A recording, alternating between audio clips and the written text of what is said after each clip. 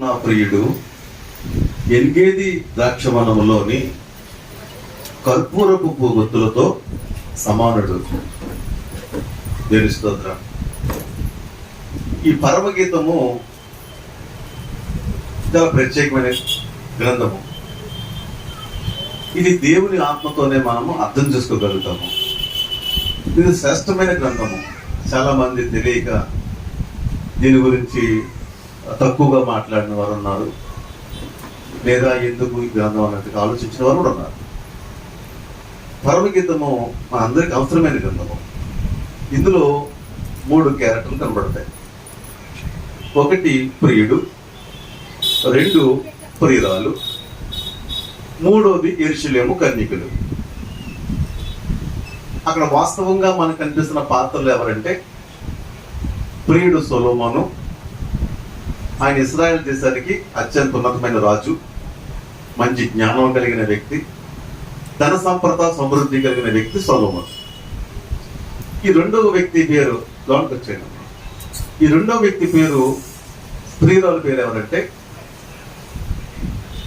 షోలొమతి, గొల్లపిల్ల. అంటే ఎందుకు మాట్లాడాలంటే గొర్రెలు కాచుకునే అమ్మాయి, ఒక పేదింటి అమ్మాయి, గొర్రెలు మేపుకుంటూ తన జీవన సమృద్ధిని సాధించుకునే అమ్మాయి. అరణ్యములంట, పచ్చిక బయళ్ళంట మేపుకోవటం ఆమె పని. ఆమె పేరు షోలొమతి. ఈ ధనవంతుడు రాజు చక్రవర్తి అయినటువంటి సొలొమోను ఈ గొర్రెలు మేపుకుంటున్నటువంటి ఈ గొల్లపిల్ల అయిన షోలొమతిని ప్రేమించాడు. సొలొమోను ప్రేమించిందా, షోలొమతిని ప్రేమించాడా అనే దానికి అర్థం ఏంటంటే, మిమ్మల్ని అడుగుతాను ప్రశ్న, యేసు ప్రభుని మీరు మొదట ప్రేమించారా, ప్రభువే మిమ్మల్ని మొదట ప్రేమించాడా? కరెక్ట్. ఇక్కడ సాదృశ్యం ఏంటంటే, ప్రియుడు యేసు ప్రభువు, వధువు సంఘము షోలొమతి కదా. దాని పోలికే ఇదంతా కూడా. అంటే సొలొమోను ఈ అమ్మాయిని ప్రేమించాడు. ఈ అమ్మాయి ఆ సొలొమోను సహవాసము, ఆయన ద్వారా కలిగిన అనుభవము, ఆ ఆనందాన్ని వర్ణిస్తుంది. ఇక్కడ ఈ షోలొమతి ఏమంటదంటే,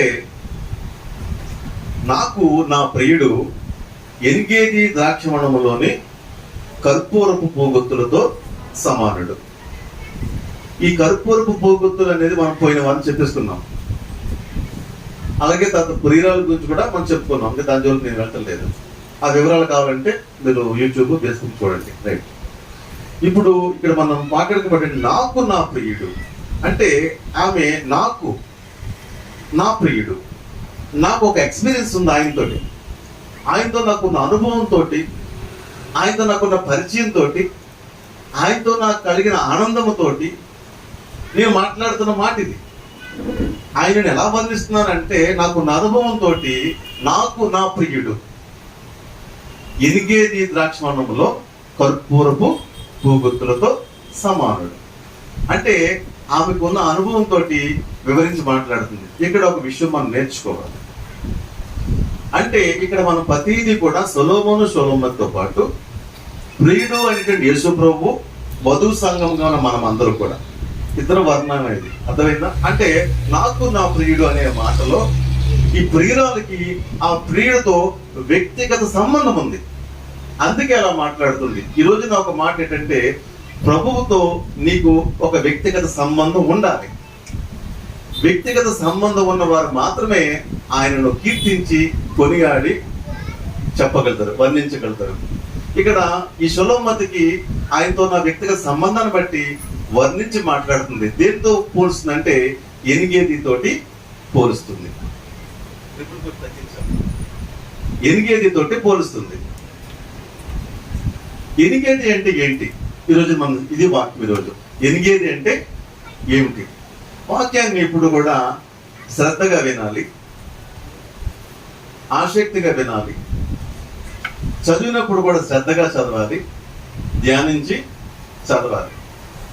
మనం ఆసక్తిగా వినకపోయినా, పై మాటలు, పొడి మాటలు విన్నా, పై చదివినా కూడా అర్థాలు నీకు అపార్థం అవుతాయి, లేదంటే తేడాగా అనిపించవచ్చు కూడా.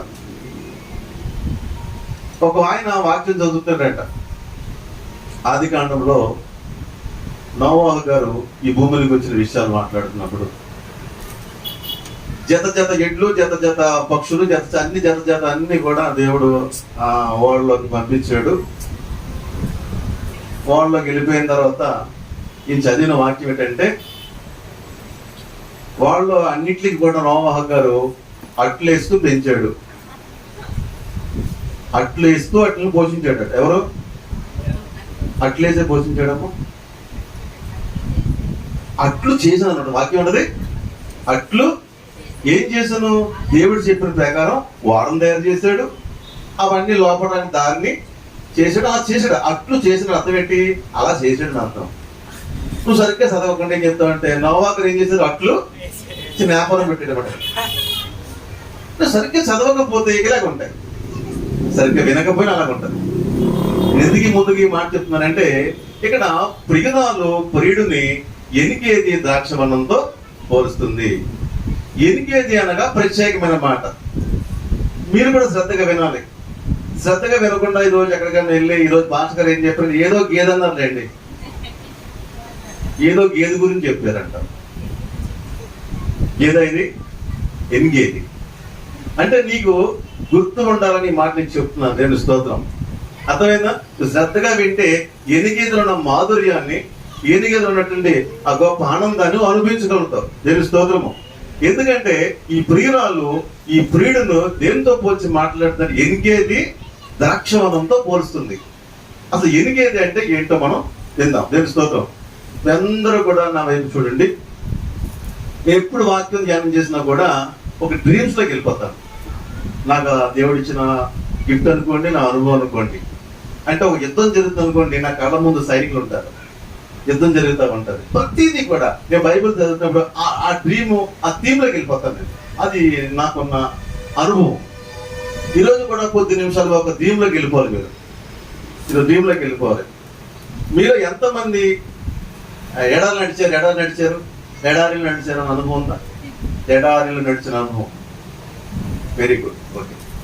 ఎంతమందికి ఎడారి గురించి తెలుసు? చెయ్యొద్దండి. ఓకే, తెలుసు, మరి వెళ్ళలేదుగా తెలుసు. ఓకే, తెలుసు కాబట్టి ప్రశ్న, ఎడారిలో ఏముంటది? తీసుకుంటారు. Okay, right. నేను ముందుకు వెళ్ళిపోవచ్చు. దేవుని స్తోత్రం. రైట్. ఇక్కడ ఎనిగేది అసలు ఏంటంటే, చుట్టూ ఎడారి, 100 కిలోమీటర్లు ఎడారి, బగ మండే ఎండ, తీవ్రమైన వేడి, కనుచూపు మేరలో కనీసం ఒక చెట్టు కూడా కనబడి నీడ ఉండదు, దాహం తీర్చిన నీరు ఉండదు. ప్రయాణం కొనసాగాలి. ఎడారిలో ప్రయాణం చేస్తారు, చెయ్యాలి కూడా. కొందరికి అదే దారి, వేరే దారి ఉండదు. ఎడారిలో ప్రయాణం చేస్తారు. ఎడారిలో ప్రయాణం చేసే వరకు ఏముండదంటే, నీడ ఉండదు, నీరు ఉండదు, ఆహారము ఉండదు, భద్రత ఉండదు.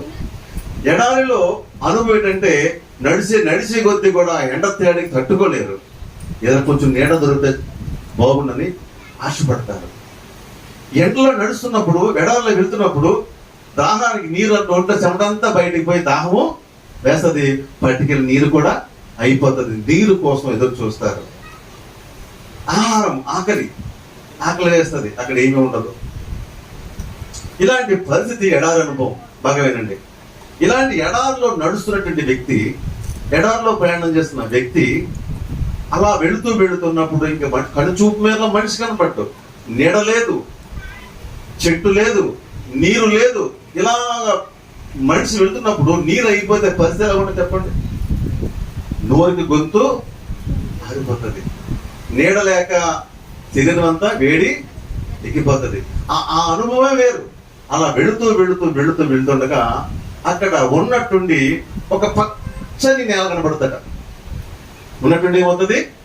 ఒక పచ్చని నేల. మీకు ఇంకా సూటిగా దగ్గరగా అర్థం అవ్వాలంటే, చుట్టూ సముద్రము, మధ్యన ఒక దీవి, చుట్టూ సముద్రము, మధ్యన దీవి, ఒక ఐలాండ్ ఎలా ఉంటుందో, ఎడారి మధ్యలో ఒక చిన్న ప్రదేశం ఉంటుంది. ఎడారి మధ్యలో ఒక ప్రదేశము. ఈ ప్రదేశం ఎలా ఉంటుందంటే ఒక పచ్చని నేల, ఒక పచ్చని చెట్లు కనబడతాయంట. అల్లంత దూరాన్ని కనబడగానే అదిగో పచ్చనిది ఏదో ఉందని ఈ వ్యక్తికి అర్థమవుతుంది. ఆ దిశగా ఇతను ప్రయాణం చేస్తాడు. ఏ దిశగాని? ఎందుకు ప్రయాణం చేయాలి? అక్కడికి వెళ్తే నాకు నీడ దొరుకుతుంది, అక్కడికి వెళ్తే అతని దాహానికి నీరు దొరుకుతుంది. అలాంటి ఒక ప్రదేశం అది. ఈ ఎనిగేది అనేది దేవుడు తన స్వహస్తాలతో ఏర్పాటు చేసినది. అది ఎనిగేది అంటే ఒక్కొక్కసారి మనుషులు కూడా కొన్ని ఏర్పాట్లు చేస్తారు. కొన్ని కొండ ప్రాంతాల్లో కొన్ని చోట్ల నీరు లేదని చెప్పి ప్రభుత్వాలు పైప్ లైన్ ద్వారా గానో ట్యాంకర్లు పంపిస్తారు. అది ఎంతవరకు అంటే అది పంపించినంత వరకే. బడ్జెట్ లేకనో లేదా దానిలో ఏదో జరిగితే అక్కడ నీళ్ళు ఉండవు. నీళ్ళు వచ్చినా 2 రోజులకు 3 రోజులకు కొత్త ఉండదు. కానీ ఇక్కడ అలా కాదు. ఇది దేవుడు ఏర్పాటు చేసిన ప్రదేశమే ఎనిగేది. దేవుడు ఏర్పాటు చేసిన ప్రదేశమే ఎనిగేది. ఎనిగేదిలో అక్కడ ఏం కనపడుతుందంటే ఒక పచ్చని నేల, పచ్చని నేల. ఈ ఎడారిలో ఇంకోటి ఉంటుంది ఏంటంటే వేడి. ఎనిగేదిలో చల్లగా ఉంటుంది. ఎలా ఉంటుంది అంటే ఆ ఎనిగేదిలో అడుగెట్టగానే నీ బాడీకి ఏం తగ్గుతుంది? ఒక చల్లని గాలి తగ్గుతుంది ఫస్ట్. తర్వాత నీడ కనబడుతుంది. రెండోది ఒక శ్రేష్టమైన శుద్ధ జలం చూస్తాడ. ఒక శ్రేష్టమైన జలము ఎక్కడ సరే అది లోపల నుంచి ఊట కింద ఉబ్బుతుంది. ఊట అలా ఊట వస్తా ఉంటుందట. అది 365 రోజులు కూడా నీరు అలా వస్తానే ఉంటుంది. దేవుని స్తోత్రం. ఎనిగేది అనుభవం చెప్తానండి. అక్కడ నీరు కొండల మించి కొండలు ఉంటాయి. ఆ కొండల్లోంచి ప్రవహిస్తూ ఉంటది. ఎక్కడ? ఎనిగేదిలో ఆ కొండల్లోంచి నీరు ప్రవహిస్తూ ఉంటది. చక్కని నేల, చుట్టూ అంజూరపు చెట్లు. చుట్టూ ఏం చెట్లు? ఖర్జూరపు చెట్లు, సుగంధ పరిమళాలు, ఎన్నో. ఒక ఆరోగ్యవంతమైన ఆహారం అక్కడ ఉంది. ఏంటంటే ఆరోగ్యమైన ఆహారం ఉంది, సుగంధ పరిమళంతో కూడినట్టు సువాసన ఉంది, శుద్ధమైన. ఈ భూమి మీద ఎక్కడ వాటర్ కొంత ప్యూరిటీ తక్కువ ఉంటుంది, కానీ అక్కడ వాటర్ ప్యూరిటీ. ఇప్పటికీ సైంటిస్ట్ పరిశోధన చేస్తున్నారు. అక్కడ అంత ప్యూరిటీ వాటర్ ఉంది. చక్కని నీడ ఉంది. చూడండి, ఎడారిలో ప్రయాణం చేస్తున్న వ్యక్తి ఒక్కసారి ఎనిగేదిలో అడిగేది ఎలా ఉంటుంది చెప్పండి. ఇప్పుడు చెప్పండి ఎలా ఉంటుంది? అలసిన ప్రాణానికి సేద తీరే చోటు. దేవుని స్తోత్రం. అర్థమవుతుందా? అంటే ఎంత ఎడారిలో చెల్లే వ్యక్తికి ఆ నీడ కనబడగానే అతనికి కలిగిన ఆనందము ఎంతో గొప్పది. గొంతెండిపోతున్న వ్యక్తికి ఆ నీళ్ళు దొరకగానే ఎలాంటి నీళ్ళకి? సమృద్ధి నీళ్ళకి. ఏదో చుక్క తాగమ్మా, నువ్వు పక్క తప్పు ఒక్క చుక్క తాగమంటే కాదు, అది సమృద్ధిగా వచ్చే నీళ్ళు. అది సమృద్ధిగా దొరికే ఆహారము. ఎనిగేదికి ఒక్కొక్క మాట ఏంటంటే అది సమృద్ధి కలిగిన ప్రదేశము. దేవుని స్తోత్రము. సమృద్ధి కలిగిన చోటది ఎనిగేది. అలాగే ఒక వ్యక్తి గట అది జీవంతో కూడుకున్నది. జీవంతో కూడుకున్నది. ఒక చాట నేను ఒక దైవజనుడికి చెప్తే నేను విన్నాను. ఆ ఎడారిలో ప్రయాణం చేస్తారంట వాళ్ళు. ఎడారిలో ప్రయాణం చేస్తుంటే కారులో వెళ్తున్నారు. వాళ్ళు తీసుకెళ్తున్న వాటర్ కూడా అయిపోయిందంట. ఇట్లా కారులో వాళ్ళకి ఒక 6 సంవత్సరాల బాబు ఎంతో బాగున్నాడు. దాహం అని ఏడ్ చేస్తున్నట్టు. ఒక చుక్క నీళ్ళు లేవు, ఉన్న వాటర్ అంతా అయిపోయింది. ఇంకా చేయవలసిన ప్రయాణం ఉంది. ఏం చేయాలి అర్థం కావట్లేదట. ఏం చేయాలి అర్థం కాక అమ్మ నా ప్రాణం పోతుందంటే తండ్రి డ్రైవ్ చేస్తున్నాడు. అతను ప్రాణం పోయేలాగా ఉంది, దాహం అలాగుంది. తల్లి ఆమె ప్రాణం కూడా అల్లాడిపోతుంది నీరు లేక. ఇంకా కొడుకు పరిస్థితి మరీ భయంకరం, ప్రాణం పోతుంది. ఈ పరిస్థితి మనకి ఎడారిలో కనబడుతుంది. అదే పరిస్థితి కూడా హాగరు కుమారుడు కూడా అదే పరిస్థితి. అలాగా ఆమె అల్లాడిపోతున్నప్పుడు ఏం చేయాలి తెలియట్లేదు. కుమారుని ఎలా బతికించో తెలియక ఆమె ఆ బిడ్డను ఒడిలోకి తీసుకుని దగ్గర పెట్టుకుని ఏడుస్తుందంట. ఏడుస్తూ ఉంటే కళ్ళలోంచి వచ్చిన నీళ్ళన్నా ఆ బిడ్డ నోట్లో పడితే బ్రతుకుతాడేమో అని ఆశ. అలా కళ్ళలో నీళ్లు కారుతుంటే ఆ నీళ్లు డ్రాప్స్ ని ఆ బిడ్డ నోట్లో కుదురుతుందంట. గొంతు తడుస్తుందేమో అని. ఆ కొంచెంసేపు తర్వాత ఆ బిడ్డ తెప్పరిల్లాడు. ఆ కొద్దిసేపటికి వారికి ఒక ప్రదేశం దొరికింది. అది ఎనిగేది తెలుస్తుంది. అంటే ప్రాణము పోయే వ్యక్తికి జీవం ఇచ్చే స్థలమే ఎనిగేది. అంటే దాహం ద్వారా కావచ్చు, ఎండ దెబ్బతో కావచ్చు, లేదు ఇటువంటి పరిస్థితుల్లో నువ్వు భయపడుతున్నావు, ఆ పరిస్థితుల్లోంచి నువ్వు విడిపించబడడానికి, బ్రతికించడానికి దొరికే చోటే ఎనిగేది స్థలం. అర్థమవుతుందా? బాగా వినండి. ఎనిగేది మన ప్రత్యేకత. ఈరోజు మనం చాలా విషయాలు నేర్చుకోవాలి. ఇది దేవుడు ఏర్పాటు చేసినటువంటి ఒక ప్రదేశం. ఇది మనుషుడు ఏర్పాటు చేసింది కాదు. ఎక్కడిది? ఎడారి మధ్యలో. ఎడారి మధ్యలో దీనికి ఇంకో పేరు ఉంటుంది. ఏంటంటే అది ఎనిగేది అన్న మాటకు బైబిల్లో ఒక అర్థం ఏం చెప్పారంటే మేకపిల్ల ఓట అని దీనికి అర్థం అంటారు. ఊట అని అర్థం ఏంటంటే ఓట. అక్కడ నీరు ఊట ఎప్పుడు కూడా ఉంటుంది. రెండోది భక్తులు ఏం పోతుంది, ఇది ఒయాసిస్, ఎడారిలో కనిపించే ఒయాసిస్ అని కూడా దీన్ని వర్ణన చేశారు. దేవుని స్తోత్రం. అయితే ఎడారిలో ఈ కనిపిస్తున్నట్టు ఎనిగేది ఒక ప్రత్యేకతలో చాలా విలువైన అంశాలు మనకి ఈ రోజున మనం నేర్చుకోబోతున్నాం. దేవుని స్తోత్రము. ఈ ఎనిగేది దేనితో పోల్చబడుతుంది అంటే దేవునితో పోల్చబడుతుంది. ఎవరితో పోల్చబడుతుంది?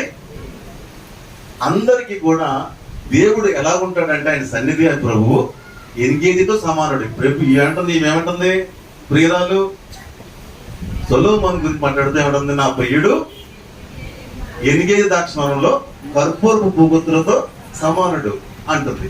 అంటే మనం కూడా వధువు సంఘం అనే ప్రియులను మనం కూడా మన ప్రియుడని క్రీస్తు దేనికి సాదృశ్యం ఉన్నాడు అంటే ఎనిగేదికి సాదృశ్యం ఉన్నాడు.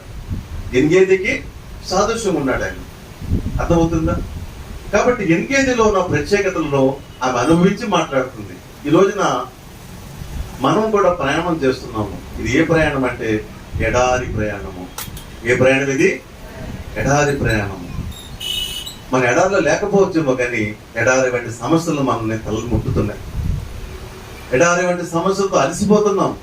అలసిపోయి దేవుని సన్నిధికి రాగానే మనకు కలిగే ఆనందము గొప్పది. తెలుస్తుంది, రిలాక్స్. అందుకే భక్తుడైన దావీదు అంటాడు, కీర్తన గ్రంథము 23వ అధ్యాయము 2వ వచనంలో ఈ రీతిగా ఉంది. ఏముంది? పచ్చిక గల చోట్లను నన్ను పరుండు చేస్తున్నాడు, శాంతికరమైన జలముల యొద్ద నన్ను నడిపించుచున్నాడు, నా ప్రాణములకు ఆయన సేవ తీర్చుచున్నాడు, తన నామమును బట్టి నీతి మార్గములలో నన్ను నడిపించుచున్నాడు. హల్లెలూయా. ఇది దావీదు యొక్క అనుభవం అండి. దావీదు కూడా ఎనిగేదిలోకి వెళ్ళాడు. కొంత చూద్దాం. దావీదు మాట్లాడుతాం అంటే నా ప్రాణమునకు ఆయన సేద తీర్చుచున్నాడు. ఈరోజు చాలా మంది అనుభవాలు ఏంటంటే నువ్వు ఏ భయంతో వస్తున్నావో, ఒక డాక్టర్ ఒక రిపోర్ట్ బట్టి భయం నీలో ఉందేమో, లేదా మరిన్ని పరిస్థితులు భయపడుతున్నాయేమో, నీ స్థితి ఎలా ఉందో తెలియదు. కానీ నువ్వు దేవుని సన్నిధికి రాగానే దేవుని మాట నీకు జీవం ఇస్తుంది. తెలుస్తుందా? నీ పరిస్థితులు మార్చేదిగా ఉంటుంది అక్కడ పరిస్థితి. అక్కడ దాకా కూడా ఎనిగేదిలో ముందు పరిస్థితి ఎలా ఉందంటే భయంగా ఉంది, ప్రాణం పోతుందన్న భయం. అలాంటిది ఎనిగేదిలోకి ప్రవేశించగానే ఆ వ్యక్తికి ఒక ధైర్యం వస్తుంది. నేను బ్రతుకుతాను, నేను బ్రతుకుతాను అని దాహం తీర్చే స్థలమే ఎనిగేది. దేవుని స్తోత్రం. కాబట్టి ఎనిగేదిలో ఉన్న విశిష్టమైన అనుభవాలు మనం నేర్చుకుందాము. దేవుని స్తోత్రము. అంటే ఎడారిలో వచ్చిన వాళ్ళకి ఏం కలుగుతుందట? దేవుని సన్నిధి, ఒక చల్ల గాలి వేస్తుంది. దేవుని స్తోత్రం. అనుభవం మీకు ఉందా? ఒక మాట నేను చెప్పాలి. ఈ రోజున క్రైస్తవ కుటుంబంలో పుట్టి, అంటే మీరు తల్లిదండ్రులు క్రైస్తవులు, పుట్టుకతో ప్రభువుని ఆరాధిస్తున్న వాళ్ళు, లోపల ఒక మాట పుట్టు క్రైస్తవులు అని ఉంటుంది. పుట్టు క్రైస్తవులు దాని కులమనే ఆదరించట్లా. అంటే వీళ్ళకి పుట్టుక నుంచి కూడా వాళ్ళ తల్లిదండ్రుల గురించి తెలుసుకున్నారు. క్రైస్తవేతరులకి పుట్టు క్రైస్తవ ఒక తేడా చెప్తాను కదండి. క్రైస్తవేతరుడు ఎడారిలోంచి ప్రయాణం చేసి ఎనిగేదిలోకి ప్రవేశించిన వాడు తెలుస్తుంది. నాలాంటి వాడు ఎడారిని అలసిపోయాను, ఎడారిలో పరిస్థితులు భయంకరంగా ఉన్నాయి. అలాంటి పరిస్థితుల్లో దేవుడు నన్ను ఎక్కడ తీసుకొచ్చాడు? ఎనిగేదిలో తీసుకురాగానే ఆయన గురించి నేను వర్ణిస్తాను. ఎనిగేదిలో పుట్టినోడికి ఎనిగేది విలువ తెలుస్తుంది. ఈరోజు యేసు ప్రభు విలువ ఒక క్రైస్తవ కుటుంబంలో పుట్టిన వ్యక్తి తెలియట్లేదు. నిర్లక్ష్యంగా మాట్లాడుతూ నిర్లక్ష్యం చూస్తున్నాడు. ఆ విలువలను గుర్తించలేదు వాడు. వాడికి తెలియాలంటే ఎనిగేది బయటికి పడాలి. అంతే కదా? అందుకే అప్పుడప్పుడు ఏం చేస్తాడంటే ఎనిగేది బయటకు నడిపిస్తాడు. అప్పుడు దావీదు అంటాడు, నేను ముందు శ్రమలు కలగ ముందు శ్రమ తప్పిదని, శ్రమ కలిగిన తర్వాత నాకు మేలైందంట. నేను స్తోత్రం. తప్పు పెట్టుకోమని పరిస్థితి అదే. తండ్రి ఎనిగేది వనమది. ఎనిగేది వనంలో క్షేమం ఉన్నప్పుడు అతని తండ్రి విలువ తెలియలేదు, దేవుని విలువ తెలియలేదు. కానీ ఎనిగేది అంటే బయటికి వెళ్ళిన తర్వాతే ఎనిగేది ఆ విలువ తెలిసింది. ఈరోజు చాలా మంది క్రైస్తవ కుటుంబ బిడ్డలకు దేవుని విలువ, దేవుని సన్నిధి విలువ తెలియట్లేదు. దేవుని సన్నిధి నిర్లక్ష్యం వాళ్ళకి, దేవుడు అంటే నిర్లక్ష్యం వాళ్ళకి. ఇక్కడ దేవుని విలువ తెలియని మాలాంటి వాళ్ళకి ఆయన విలువ మాకు తెలుస్తూ ఉంటాం. అందుకే ఆయనతో నీకు ఒక పర్సనల్ ఎక్స్పీరియన్స్ ఉండాలి. అందుకే ఏంటంటే నాకు నా ప్రియుడు. చాలా మంది క్రైస్తవ కుటుంబ బిడ్డలకి ప్రభుతో ఒక పెంచక అనుభవం లేదు వారికి. ఏదో మా నాన్న క్రైస్తవుడు, మా అమ్మ క్రైస్తవులండి, చర్చికి వెళ్ళమని వెళ్తున్నాను అంతేనండి, అంతే మాకు అంత పరిచయం. మీ క్రైస్తవులు కాదండి, 4 వరకు గుడికి వెళ్ళాలి, అంతే మా పరిచయం, అంతే మాకు అనుభవం. అంతేగాని మీకు ప్రభువుతో వ్యక్తిగత సంబంధం లేదు. అందుకే మీరు ప్రభువుని గురించి ఆత్మీయంగా స్థిరంగా ఉండలేకపోతున్నారు. కాబట్టి నీకు నీ ప్రభు గురించి వ్యక్తిగత అనుభవం ఉండాలి. దేవుని స్తోత్రం. హల్లెలూయా. కాబట్టి ఎనిగేది అనేది దేవుని సన్నిధికి గుర్తు, ఎనిగేది అనేది దేవునికి గుర్తు. కాబట్టి దేవుని సన్నిధిలో ఏముంది, దేవుని వద్ద మనకి ఏం దొరుకుతుంది అనేది మనం కొన్ని విషయాలు మనం చూసుకుందాం. దేవుని స్తోత్రము. ఎనిగేదిలో మనం చాలా విషయాలు నేర్చుకోవాలి. అన్ని నేర్చుకోవడం మన సమయం లేదు, కానీ కొన్ని విషయాలు మనం నేర్చుకోవడానికి ముందుకు వెళ్దాం. దేవుని స్తోత్రం. ఎనిగేదిలో మనం చూడగలిగితే ఎనిగేదిలో ఏముందంటే సమృద్ధి ఉందంట. ఏముంది? సమృద్ధి. సమృద్ధి. దేవుడు సమృద్ధిని ఇచ్చేవాడండి. నీ బైబిల్లో గమనిస్తూ ఉంటే, గమనించండి ఒకసారి చూద్దాము. ఈ సమృద్ధి గురించి మనం గమనిస్తే ఆదికాండము 1వ అధ్యాయము 20వ వచనం. దేవుడు జీవము కలిగి చరించు వాటిని జలములు సమృద్ధిగా పుట్టించును గాకనియు పక్షుల భూమిపై ఆకాశ విశాలములో ఎగురుగాకని పలికెను. దేవుడు జీవము కలిగి చలించు వాటిని జలములు సమృద్ధిగా పుట్టించును గాకనియు పక్షులు పైన ఆకాశ విశాలు ఎగురుగాకని పలికెను. అంటే దేవుడు ఇంట్లో ఆయన మనసులో ఉన్న ఒక మాట ఏంటంటే సమృద్ధి ఉండాలి. అక్కడ ఆయన మనసులో ఉన్న ఉద్దేశం ఏంటి? సమృద్ధిగా ఉండాలి. ఎప్పుడు నిండుగా ఉండాలి. నువ్వు సమృద్ధిగా, నీకు లోటు అనేది ఉండకూడదు. ఏదో కలగాలనలేదు అక్కడ, సమృద్ధిగా కలగాలన్నాడు. ఏమన్నాడు? సమృద్ధి. అంటే నీకు ఒక లోటు అనేది ఉండకూడదు. దేవుడికి మనసులో అనేది ఆయన నువ్వు ప్రేమిస్తే, ఆయన నువ్వు అర్థం చేసుకుంటే, ఆయనతో నువ్వు వ్యక్తిగత సంబంధం పెట్టుకుంటే, ఆయనపై ఆనుకుంటే నీ జీవితం ఎలా ఉంటుందంటే సమృద్ధి కలిగిన వ్యక్తిగా నువ్వు ఉంటావు. తెలుసుకోవద్దు. ఎందుకంటే ఆయన సమృద్ధిని ఇచ్చేవాడు అయి ఉన్నాడు. ఆయన ఎవరై ఉన్నాడు? సమృద్ధిని ఇచ్చేవాడు. ఒకసారి మనం చూద్దాము. ఆదికాండం 9వ అధ్యాయము 7వ వచనం. మీరు ఫలించి అభివృద్ధి నొందిడి, మీరు భూమి మీద సమృద్ధిగా సంతానము కని విస్తరించుడని వారితో చెప్పాను. హల్లెలూయా. మీరు ఫలించి అభివృద్ధి నొందుడి, మీరు భూమి మీద సమృద్ధిగా సంతానము కని విస్తరించని వారితో చెప్పాను. ఎవరితో చెప్పాడు? ఆయన నోవహు యొక్క కుమారుడితోటి, నోవహుతోటి దేవుడు చెప్తున్నాడు. ఆయన ఆశీర్వాదం ఎలా ఉంది? ఆయన నోటి మాట ఎలా ఉంది? నీ పట్ల, నా పట్ల సమృద్ధి. నువ్వు ఏ విషయంలో లోటు ఉండకూడదు.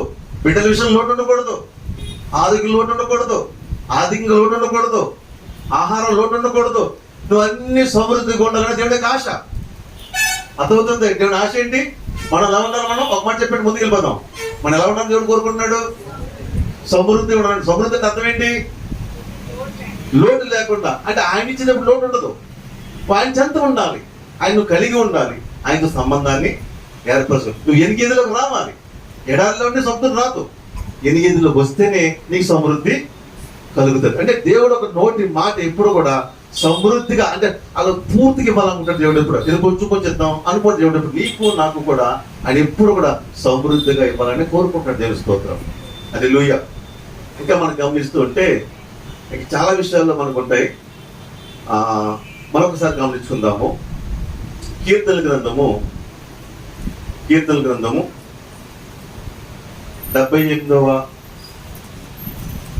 అధ్యాయము. కీర్తన గ్రంథము 78 అధ్యాయం 15వ వచనం. అరణ్యములో ఆయన బండలు చీల్చి సముద్రమంత సమృద్ధిగా వారికి నీరు త్రాగనిచ్చెను. హల్లెలూయా. మధ్యలో అరణ్యములో ఆయన బండలు చీల్చి సముద్రమంత సమృద్ధిగా వారికి నీరు త్రాగనిచ్చెను. ఇప్పుడు అరణ్యంలో ప్రజలు నడుస్తున్నారండి. అది కూడా ఎడారి మార్గమే. ఇశ్రాయేల్ ప్రజల్ని దేవుడు నడిపిస్తున్నాడు. మనకు దాహం వేస్తే వారు అడుగుతారు ప్రభుని, అయ్యా మాకు గొంతెండిపోతుంది, దాహం వేస్తుంది, మాకు దాహానికి నీళ్లు కావాలి అన్నప్పుడు దేవుడు అరే నేను అంత ఆలోచన లేదు అన్నాడా? అర్జెంటుగా వాటర్ ట్యాంక్ కట్టమన్నాడా? లేదా ఒక కాలువ తవ్వమన్నాడా? ఏం చేశాడు ఆయన? అక్కడ ఏం కనబడుతుంది? బండ కనబడుతుంది. ఆ బండను చీల్చాడు దేవుడు. ఆ మోస చెప్పాడు, బండ మీద కొట్టమంట ఫస్ట్ టైము కొట్టాడు. తవసేం మాట్లాడమన్నాడు. అది కొట్టకండి ఏమైందంటే అది రెండు దాని నీరు వచ్చాడా? అమ్మాయి ఒక బకెట్ పట్టినావు నువ్వు, చాలు పక్క తప్పు. నువ్వు బిందు పట్టినావా, పక్క తప్పు. ఓహో ఒక బకెట్ ఒకేనే అనడా? సమృద్ధి అంటే అదేంటంటే నీళ్లు వస్తానే ఉన్నాయి, మీరు పడతానే ఉన్నారు. తెలుస్తుంది. నీళ్లు వస్తానే ఉన్నాయి, మీరు తాగుతానే ఉన్నారు. నాకు ఇంకా దాహంగా ఉందన్న అవకాశం లేదు. తెలుస్తోంది. ఎందుకు లేదు? దేవుడు బండ నుంచి సమృద్ధిగా నీళ్ళు ఇచ్చాడు. తెలుస్తోంది. అర్థమవుతుందా? ఏం చేశాడైనా? సమృద్ధికి ఇచ్చాడు. అంటే నీకు లోటు లేకుండా చూసుకునేవాడే దేవుడు. తెలుస్తోంది. హల్లెలూయా. కాబట్టి ఏ విషయంలో కూడా భయపడద్దు. ఆయనపై ఆనుకో. అసలు బండ్లో నీళ్ళు ఏంటండి? ఇది ప్రశ్న కదా. ఇందని చెప్పాను, గర్భసంచి లేకపోయినా చోటు పెట్టిస్తాడు. అది దేవుని స్తోత్రం. ఆయన సమస్తం సాధ్యమే. అక్కడ నుయ్యి తవ్వలేదు, బావి తవ్వలేదు, చెరువు తవ్వలేదు. ఏందా బండలో నీళ్ళు వచ్చింది. దేవుని స్తోత్రం. ఆయన ఏమైనా చేయగలడు. ఆయనపై ఆనుకో, ఆయనపై విశ్వాసం ఉంచు. ఎలా వచ్చాయి? సమృద్ధిగా వచ్చాయట. ఎంతమంది ప్రజలలో? లక్షల మంది ప్రజలకు ఆ నీళ్ళు ఎలా వస్తున్నాయంటే ఓ దారిలా పోతున్నాయండి. అంతే అలా చెరువులా పోతుంటే అందరూ తాగేయటం. అమ్మయ్య, అది ఎంతవరకు అంటే అది కడ వరకు తెలుస్తుంది. అంటే దేవునిపై అనుకుంటే నీ జీవితము ఒక సమృద్ధి కలిగి కూడా తెలుస్తుంది. అర్థమవుతుందా? ఇక్కడ మనం చూసిన ఎన్నికేదైనా ప్రాముఖ్యత అది సమృద్ధి కలిగిన స్థలము. దేవుడిస్తే నీకు సమృద్ధికి ఇస్తాడు. దేవుని స్తోత్రం. అరకొరగా ఇచ్చే దేవుడైనా కాదు. హల్లెలూయా. అదే అధ్యాయంలో మనం చూద్దాము. 78వ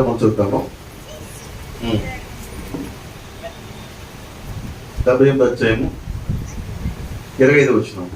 దేవదూతల ఆహారము నరులు భుజించిరి, భోజన పదార్థములను ఆయన వారికి సమృద్ధిగా పంపింది. హల్లెలూయా. ఇప్పుడు ఫస్ట్ ఏం చేసి దాహం వేసిందండి. దాహం వేసింది. అమ్మ గొంతెండిపోతుంది అన్నాం. దేవుడు ఏం చేశాడు? నీళ్లు సమృద్ధిగా ఇచ్చాడు. సమృద్ధిగా ఇంకా నాకు లేవు నీకు లేవు నాకు అవకాశం లేదు. మళ్ళీ మామూలు మినరల్ వాటర్ కదా, అది సూపర్ మినరల్ వాటర్. అది ఎప్పుడు చూసా మినరల్ వాటర్ లోనే ఉంటుంది, గట్టి రాయిగా ఉంటుంది, దాంట్లో నీళ్ళు వస్తాయి. అంటే అంత ఫిల్టరింగ్ చేస్తున్నాడు. అలాంటి వాటర్ వచ్చింది దాంట్లో. దేవుని స్తోత్రం. ప్యూర్ ఫిల్టర్ వాటర్ తాగేశారు. తాగుతామా? రెండోది ఏంటి? ఆకలి.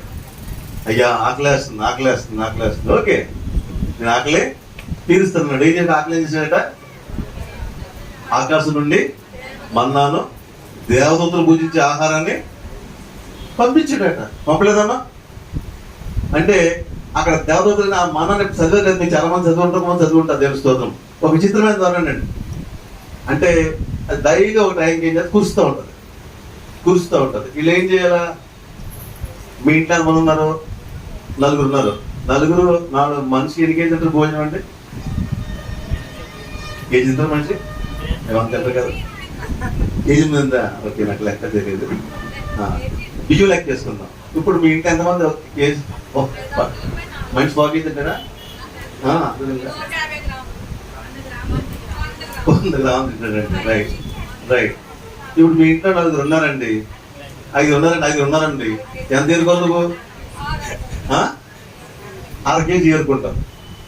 ఇప్పుడు నేను రేపు పొద్దున 6 ఏం గుర్తు పైనుంచి బియ్యం పడతాయి. నువ్వు ఎన్ని ఏరుకోవాలి? అది ఒక 1/2 కేజీ గిన్నెట్టుకు వెళ్ళాలి. మనకు ఆశ ఎక్కువ కదా. రాసిన బైబిల్ ఉంటుంది, కేజీ పెట్టరా ఏమో రేపు ఏంటో అని చెప్పేసి ఇలా 4 కేజీలు పట్టిపోతాం. మామూలు చెప్తారు అవి పడిపోతున్నాయి కదా. అక్కడ ఆయన నుంచి పడి ఎత్తుకోలేదు. ఈ 4 కేజీలు తెచ్చుకుని ఇంట్లో పెట్టుకుని చూస్తే 1/2 కేజీ ఉండేది. అక్కడ ఏముండదు, అది 1/2 కేజీ ఉండేదట. బలవంతులలో వాళ్ళు కొడాయి నీళ్ళు అంటే బలం ఉన్న రాజ్యం కదా. ఇప్పుడు కొడాయి దేవుడు ప్రభుదేవ వల్ల పూర్వం కొడాయి అంటే నోరు ఉన్నవాళ్ళ రాజ్యం. నోరు లేనాడు చూడ కొడాయికడ నీళ్ళు అమ్మగారు చెప్పాలి వెళ్ళలేదని నోరు పడిపోతుంది రాక్షసులాగా లేవు. అలాగా అలాగే నోరు ఉన్నవాడు అందరూ ఏంటంటే ఎక్కువ పట్టుకుపోయారట. పట్టుకుపోయి ఇంట్లో 1/2 కేజీ పట్టుకెళ్ళి 5 కేజీ పట్టుకెళ్తే ఇంట్లో ఎంత వచ్చింది? 1/2 కేజీ.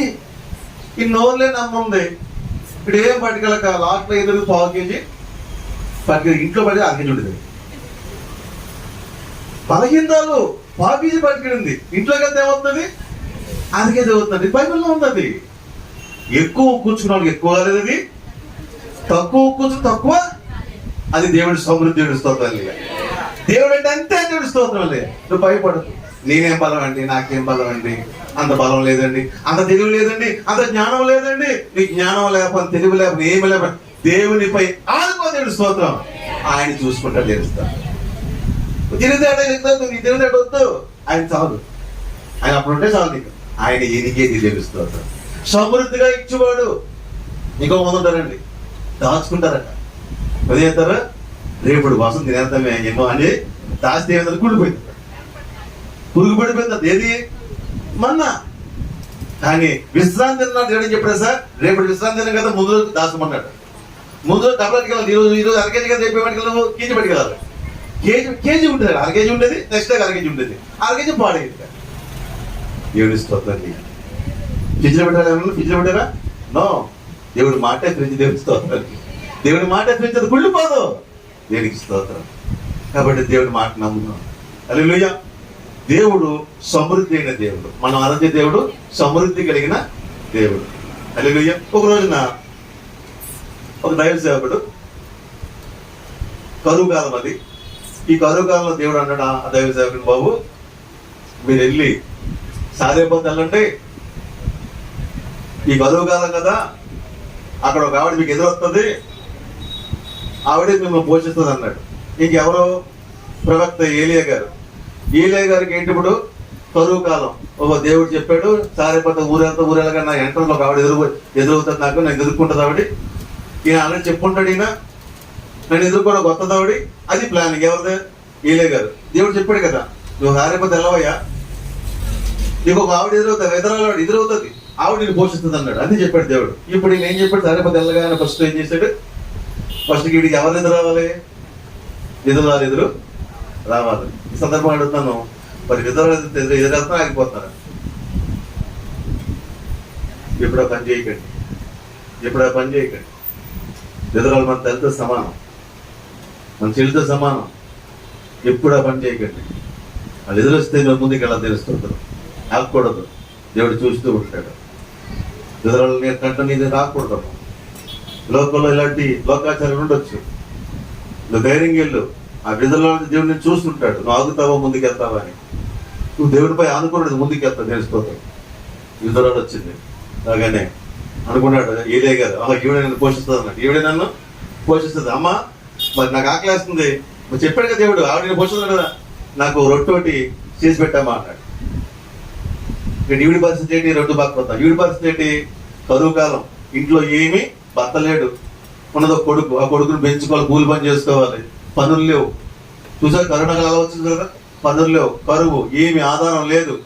ఉన్న పిండి అయిపోయింది, కొంచెం పిండి ఉంది. ఎంత పిండి ఉందట? కొంచెం పిండి ఉంది, కొంచెం నోంచుక్కుంది. ఆ రాత్రి వాళ్ళు అనుకున్నారని ఆ రోజు ఇది ఆఖరి పిండి, ఇది ఆఖరి ముద్ద, ఈ ఒక్క రొట్టె చేసుకుని తినేసి చచ్చిపోతాం. చచ్చిపోవడం అర్థం ఏంటంటే రేపటి రోజు నా కొడుకు అడుగుతాడు, ఏమంటాడంటే అమ్మ ఆకలి అంటాడు. వాడు ఆకలి నేను తీర్చలేను, వాడు బాధ నేను చూడలేను, కాబట్టి ఈ రాత్రి ఈ రొట్టె తినేసి చచ్చిపోతాం, సూసైడ్ చేసుకుందాం ప్లాన్ చేసుకున్నారు. వాడు ఆఖరి రొట్టె చేయడానికి ఈమె పొలంకి వెళ్తుంది, పొలం తెచ్చుకోవడానికి వెళ్తున్నా, పేదండి కదా, పొలం తెచ్చుకోవడానికి వెళ్తుంది. ఆ పొలం ఏరుకుంటుంది, ఈవిడ ఎదురుపడింది. ఓహో ఈవిడే నన్ను పోస్తుంది అన్నాడు, ఈవిడే రైట్. అమ్మ నాకు ఏలి అంటాడు, నాకు ఒక రొట్టె చేసి ఇయ్యమ్మ అన్నాడు. ఆవిడేముంది, అయ్యా మాకు ఏమి లేదయ్యా, ఏదో ఉన్నది ఒక పిండి ఉంది, దాంతో ఒక రొట్టె చేసుకుని నేను నా కొడుకు తిని ఈ రాత్రి చచ్చిపోదాం అనుకుంటున్నాము అంటారు. ఈయనేమన్నాడు, దేవుడు మాట ఉంది కదా, మరి ఆ తర్వాత చూద్దామమ్మా, ముందు రొట్టె చేసిన పట్టరా అన్నాడు. అదేమంటే మిమ్మల్ని అంటే ఏమంటది, ఈయనేం మాస్టర్ అండి బాబు, మనం కష్టాల్లో అంటే కాక మళ్ళీ ఇంకే మన మీద భారం పెడతా అనుకుంటా, అంతే కదా భారం ఉంది. నువ్వేమవుతా నాకు అనవుతున్నామో, నాకు ముందు మాత్రం రొట్టె తెచ్చి పెట్టమన్నాడు. వెంటనే ఆవిడ ఏం చేసింది, సరే దైవ సేవకుడు అని చెప్పేసి వెంటనే ఉన్న పిండి తీసేసి రొట్టె చేసి పెట్టేసిందండి. ఒక రొట్టె కట్టుకున్నట్లేదు దీనికి, ఎవరికి ఇంకో రొట్టెదే అన్నాడు. ముందే చెప్పింది, ఏం చెప్పింది, ఉన్నది ఒకటే పిండి అయ్యా, కొంచెం పిండి రొట్టె అంది. ఈయన మళ్ళీ రొట్టె తెమ్మన్నాడు. వెళ్తే మరి దేవజన్ మాట కదా, వెళ్ళింది. వెళ్ళి చూస్తే ఆ గుండె గిన్నె చూసింది, దాంట్లో ఏముంది, పిండి పెరిగిపోయి. పిండి ముందంతా పిండి అంతా ఊడ్చి ఊడ్చి ఊడ్చి ఒక రొట్టె పట్టుకెళ్ళింది. మళ్ళీ ఏమన్నా దైవజనుడు ఇంకో రొట్టె తెమ్మన్నాడు. తెమ్మంటే ఏం చేసింది, పిండి పెరిగింది. మళ్ళీ అన్న ఇంకో రొట్టె పట్టుకెళ్ళి ఆయనకి ఇచ్చింది, అయిపోయింది. ఆయన తినేసాడు. మళ్ళీ కొడుకు ఇంకా పిండి పెరిగిపోతుంది. పిండి తీయతానే ఉన్నారు, చెప్పండి, పిండి తీయతానే ఉంది. ఆవిడ పిండి తీయతానే ఉంది. ఇందాక తాగుతానే ఉన్నారు, నీళ్ళు వస్తానే ఉన్నాయి, ఆహారం ఏరుకుంటూ ఉన్నారు, అది కురుస్తానే ఉంది. ఈవిడ తీయతానే ఉంది, వస్తారు అదే వస్తారు. రేపటి గురించి భయపడద్దు. ఈరోజు పరిస్థితి నీకు కష్టంగా ఉందేమో, అప్పుల్లో ఉన్నావా, ఇబ్బందులు ఉన్నావా, ఆర్థికంగా నీకు రేపు భయం వేస్తుందా, టెన్షన్ ఉందా, నో భయం, భయం పెట్టుకోవద్దు, వస్తానంటే తెలుసుకోవద్దు. ఆయన ఒక నీలో ఉంటే చాలు, ఆయన ఒక నీతో ఉంటే చాలు, నీకు అన్నీ కలుగుతాయి. ఆయన సమృద్ధి నుంచి జోడు చేస్తాం. హల్లెలూయా. వాక్యం చెప్తుంది, ఆయన ఆహారం సమృద్ధిగా ఇచ్చాడు, ఆయన సమృద్ధిగా పోషించండి. నేను ఒక మాట చెప్తానమ్మా, మీరు ప్రభుని నమ్ముకున్న వారికి యేసు ప్రభు పేడ నా అనుభవం చెప్పే ఒక మాట ఏంటంటే, ఆయన ఆనుకున్న వారికి ఆహారానికి, వస్త్రానికి, నీడకు కొదువు ఉండదు. తెలుసుకోవద్దు. నువ్వు గొంతెమ్మ కోరికలు, రోల్స్ రాయ్స్ కార్లు, లేదంటే 2+ బిల్డింగ్లు కోరుకుంటే నీ ఆశేమో కానీ ఆయనపై ఆనుకున్న వాడికి ఎప్పుడు కూడా ఆహారానికి, వస్త్రానికి, నీడకి కొదువు ఉండదు. ఇది సత్యమో తెలుసుకోవద్దు. నువ్వు తగ్గించుకుని నమ్మకంగా ఉంటే దేవుడు ఇచ్చిస్తాడు, అంతే. ఆ తర్వాత నీ స్టెప్ అది. హల్లెలూయా. కాబట్టి ఇక్కడ ఆహారం ఏం జరిగిందంటే, ఆవిడ తీస్తానే ఉంది పిండి, వస్తానే ఉంది. దేవుని స్తోత్రం. ఇంకా మరొక మాట మన సమృద్ధి గురించి చెప్పి నిలబడతాము. మరొక వ్యక్తి ఉన్నాడు. ఆయన ఏంటంటే, ఆయన దైవజనుడే, కాకపోతే ఆయనకి ఒక అలవాటు ఉంది. కనబడ్డ 10 చోట అప్పు చేసేస్తుంటాడు. కనబడ్డ 10 చోట అలా చేయకండి, మంచిది కాదు. అప్పులు ఇచ్చేవాళ్ళు నీకు ఉండడం మంచిదే, అంటే అది నీకు విలువ. నీకు ఎవడు రూపాయి ఎవడంటే నీ విలువ లేనట్లే. దేవుడు నీకు గణత ఇచ్చాడు, గౌరవం ఇచ్చాడు, అడిగితే డబ్బులు ఎత్తారా, అంతే, మంచిది, ఉంచు అలాగా, ఆ గౌరవం కాపాడుకో. అంతేగాని నీకున్న గౌరవాన్ని బట్టి అనవసరంగా ఎవరిదో చులకన అయిపోవద్దు. మాట్లాడే తప్పు అది మంచిది కాదు. అర్థమవుతుందా? అది నీకు అప్పేవాడంటే నీకు విలువ లేనట్లు లెక్క.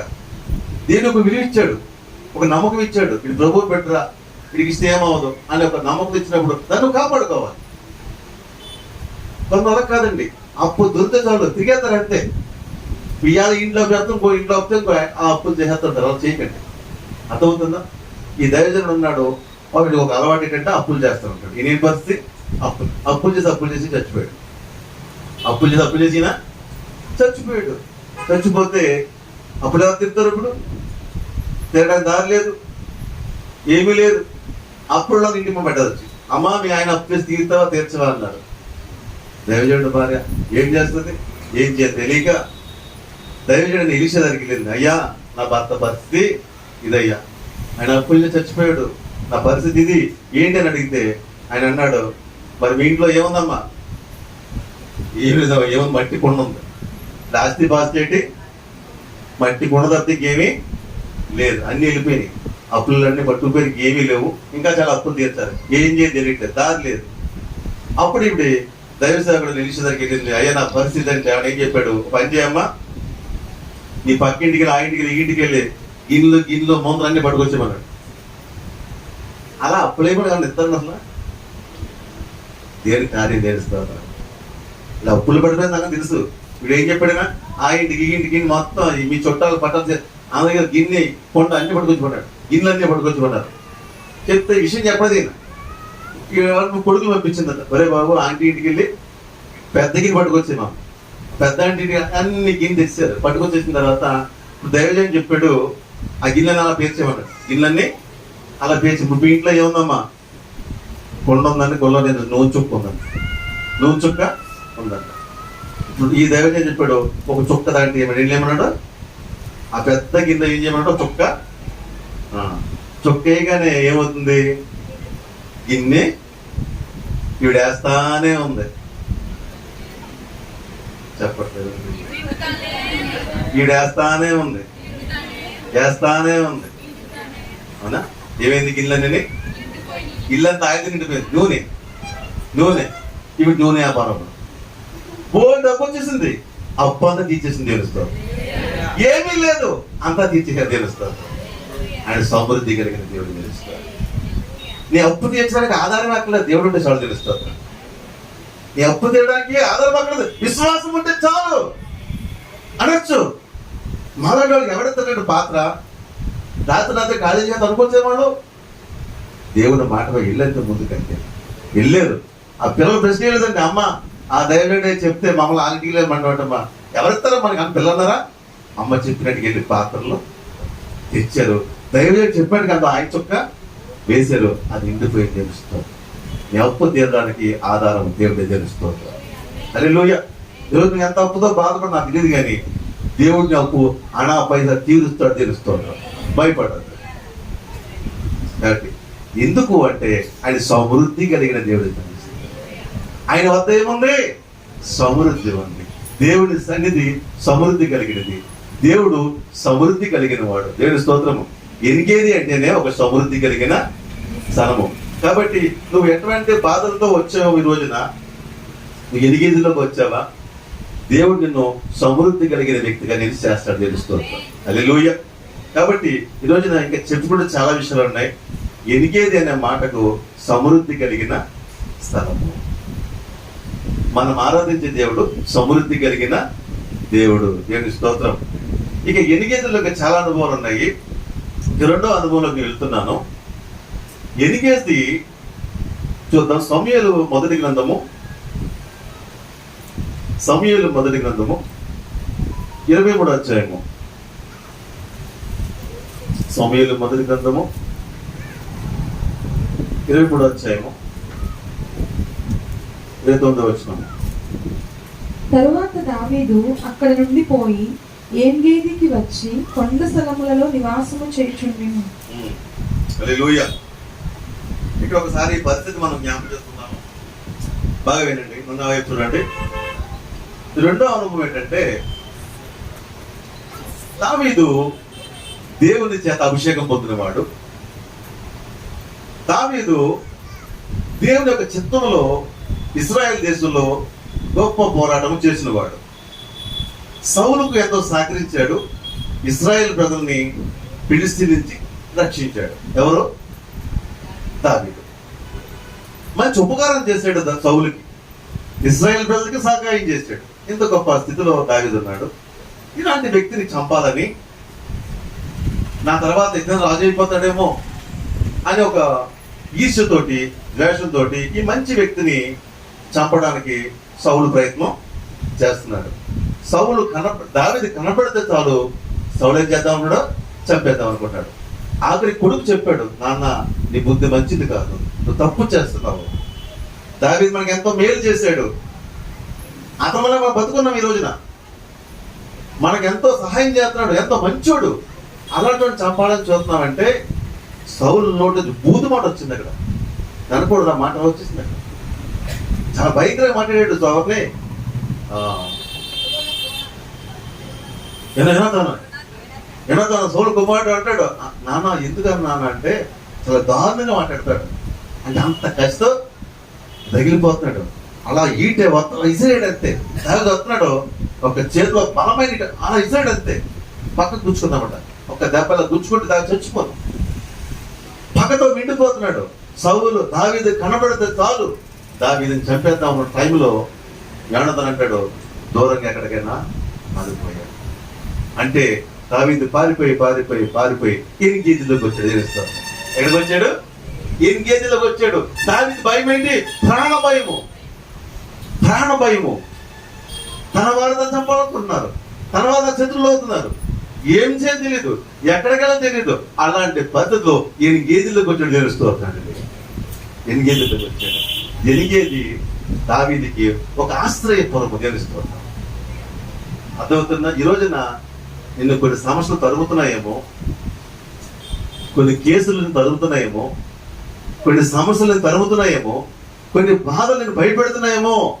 నువ్వు ఎన్గేజీలోకి రా. అంటే దేవుడి సన్నిధికి రా, దేవుడి చెంతకు రా. నీ సమస్య పరిష్కారం దొరికించుకోండి. దావీదు వచ్చాడు. ఎక్కడికి వచ్చాడు? ఎన్గేజీలోకి. ఏమో వాక్యం చెప్తుంది? ఎన్గేజీకి వచ్చి కొండ స్థలంలో నివాసము చేయించుండే. దేవుడి స్తోత్రం. ఎన్గేజీలోకి వచ్చాడండి.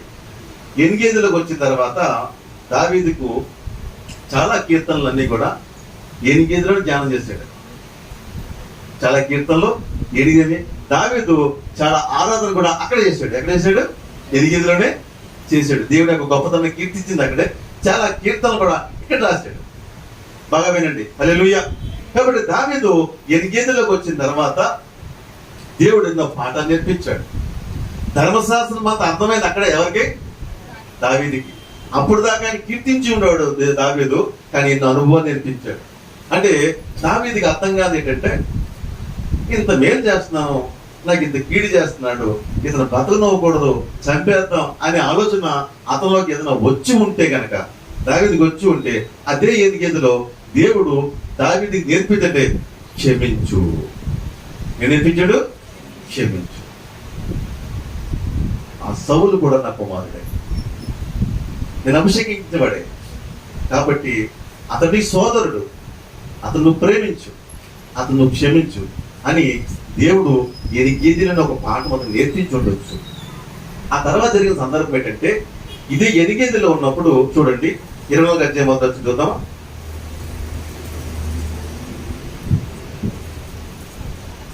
ఇదే తర్వాత వచ్చింది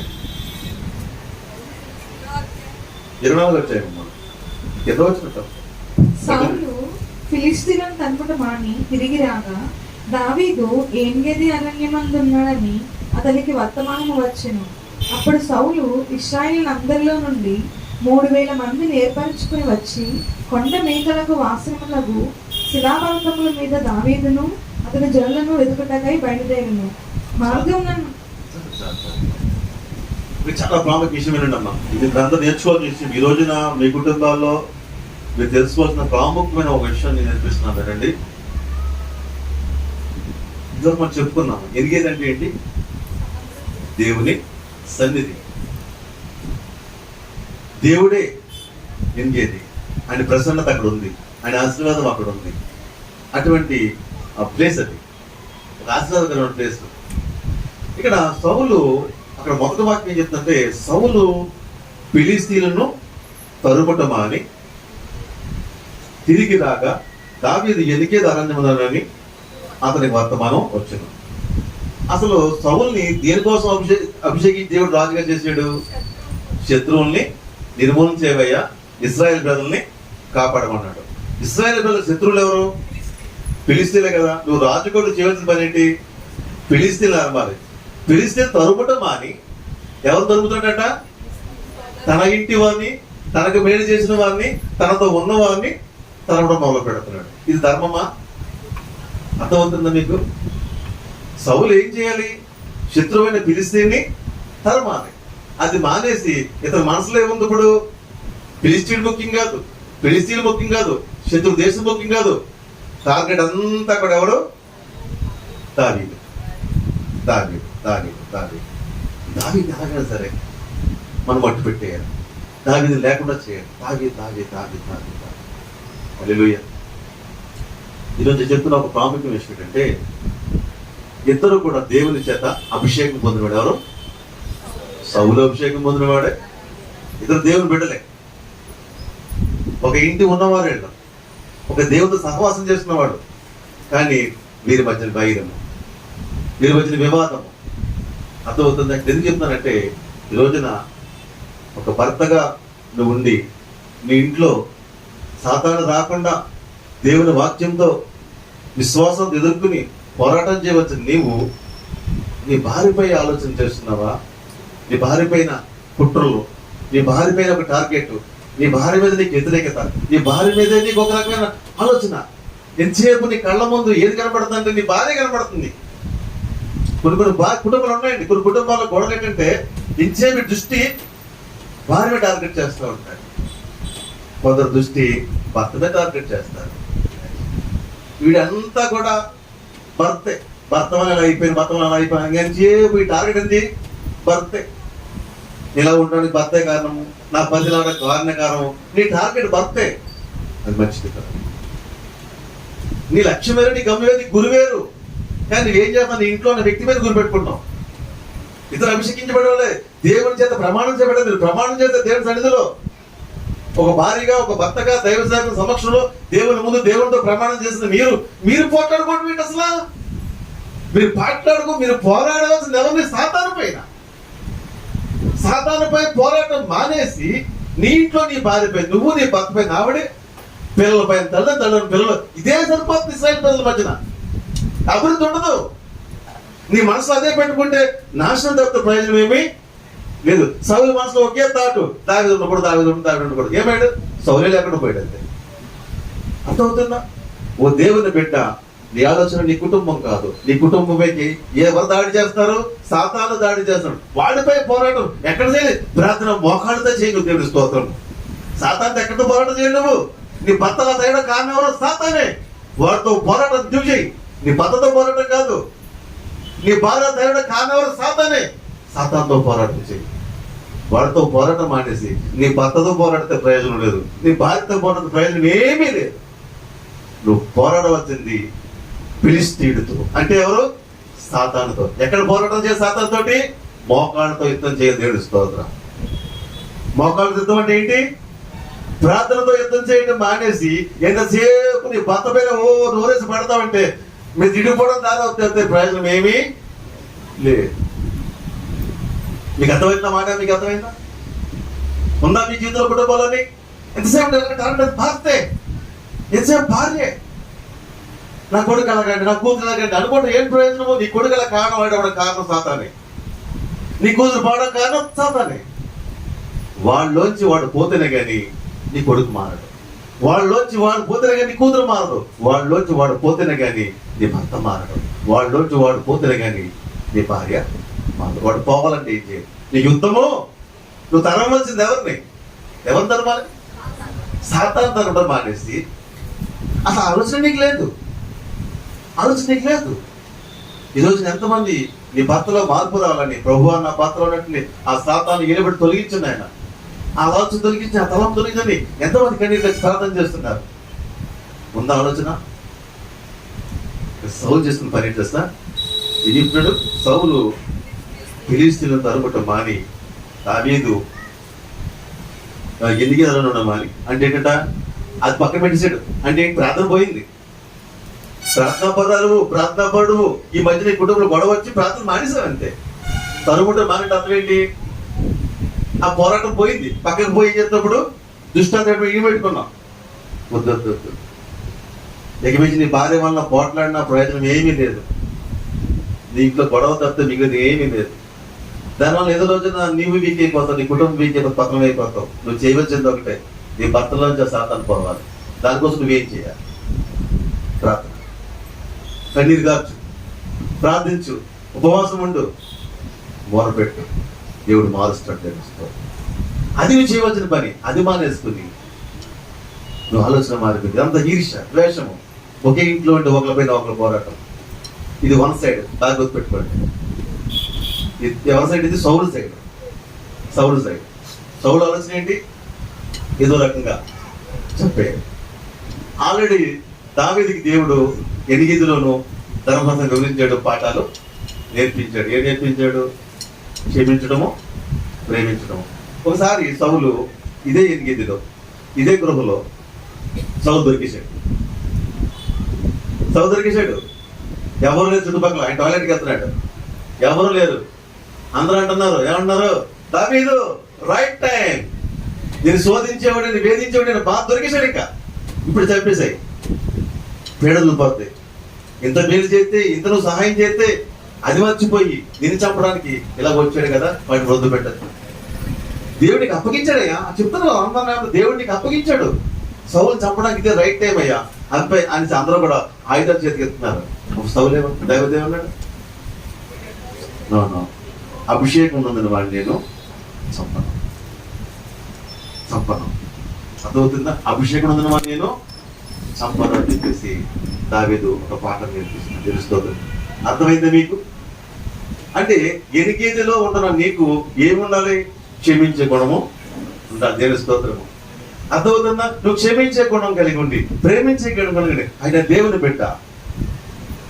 నేను వివాహం చేసుకున్నాను, నేను ప్రమాణం చేశాను దేవుని ముందు, నీ కష్టంలో ఉంటానని, నీ బాధల్లో బాధకుంటానని నేను ప్రమాణం చేసిన వ్యక్తిని అతని కీడేలా కోరుకుంటాను, నేను అతను ఎలా నేను ఎంజాయ్ చేస్తాను నో అని దావీదు ఇంచేపు కూడా ఒక ప్రమాణం కట్టుబడి ఉన్నాడు.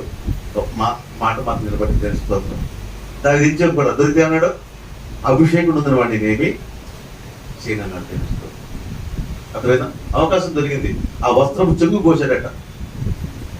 వస్త్రము చెంగు కోసి సౌలు అంటాడు, వెళ్ళిపోయిన తర్వాత దావీదు సౌలు అంటాడు, సౌలా, ఇదిగో నీ వస్త్రం చెంగు కోసాను, ఇదిగో కత్తి, ఈ వస్త్రం కోసి నేను నీ పీక్ కూడా కోసేయగలను.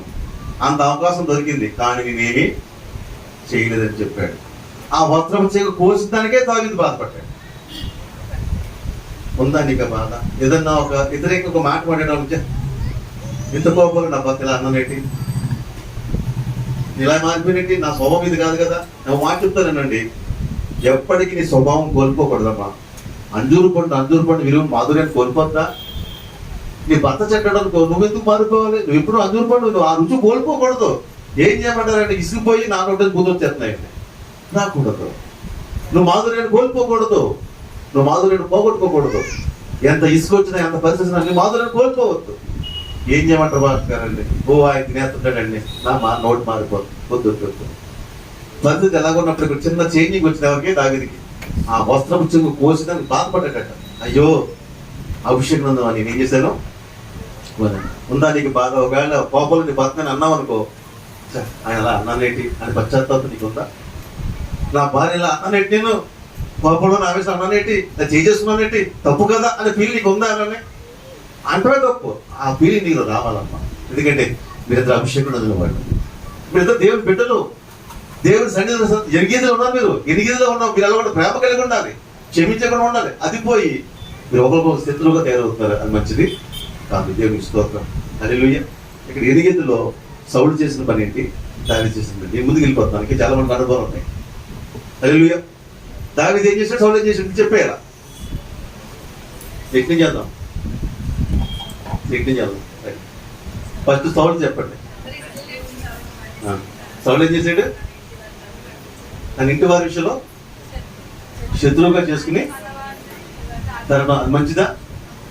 చెప్పండి, మంచిదా? సరే. దావీదు ఏం చేశాడు? క్షమించే గుణాన్ని, చంపే అవకాశాన్ని విడిచిపెట్టి ప్రేమించే స్వభావాన్ని పెట్టుకున్నాడు. దేవుని స్తోత్రము. రెండు స్వభావాలు దేవుని బిడ్డగా ఒకే చోట కొనసాగినాయి. కానీ ఎవరు నిలిచారు? దావీదు నిలిచాడు. తెలుసుకో. సౌలు అంతమైపోయాడు. ఓ దేవుని బిడ్డ, నీలో అలాంటి స్వభావం, దేవుడికి ఏదే స్వభావం ఉంటే ఈరోజు నేను ముగిసిపోవాలి.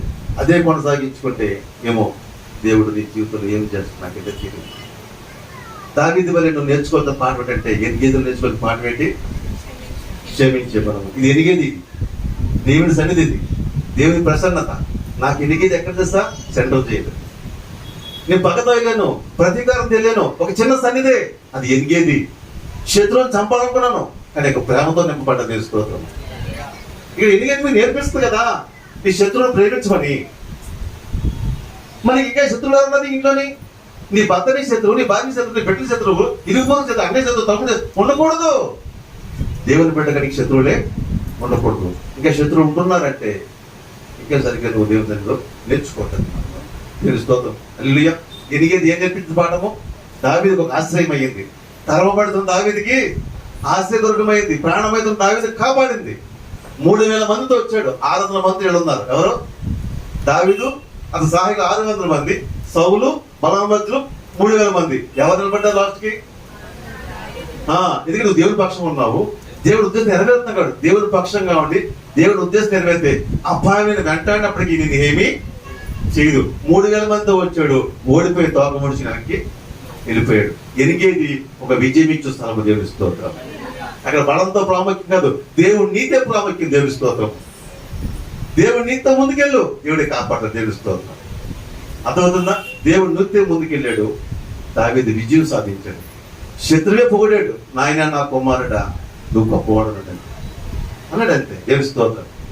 కనుక ముందుకెళ్ళిపోదాం. ఎనిగేదిలో ఒక అనుభవం చెప్పుకుంటాం. మొదటి అనుభవం ఏంటి? సమృద్ధి. రెండో అనుభవం దేవుడికి స్తోత్రం. హల్లెలూయా. ఇంకా మనము ముందుకెళ్ళిపోతాము. దినవృత్తాంతం 22వ దినవృత్తాంతములు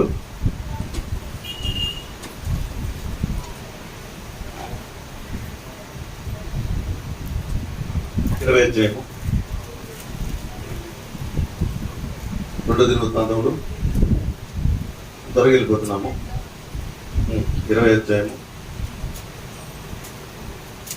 2వ వచనం. అంతలో కొందరు వచ్చి సముద్రము ఆవరణ నుండి సిరియనుల తట్టు నుండి గొప్ప సైన్యం ఒకటి నీ మీదకి వచ్చుచున్నది, చిత్తగించుము, వారు హససోన్ తామారు అను ఏన్గేదిలో ఉన్నారని యెహోషాపాతునకు తెలియజేసిరి. అందుకు యెహోషాపాతు భయపడి యెహోవా యొద్ద విచారించుటకు మనస్సు నిలుపుకొని యూదా అంతటా ఉపవాస దినము ఆచరింపవలెనని చాటింపగా యూదా వారు యెహోవా వలని సహాయమును వేడుకొనుటకై కూడుకొనిరి. యెహోవా యొద్ద విచారించుటకు యూదా పట్టణముల అన్నిటిలో నుండి జనులు వచ్చిరి.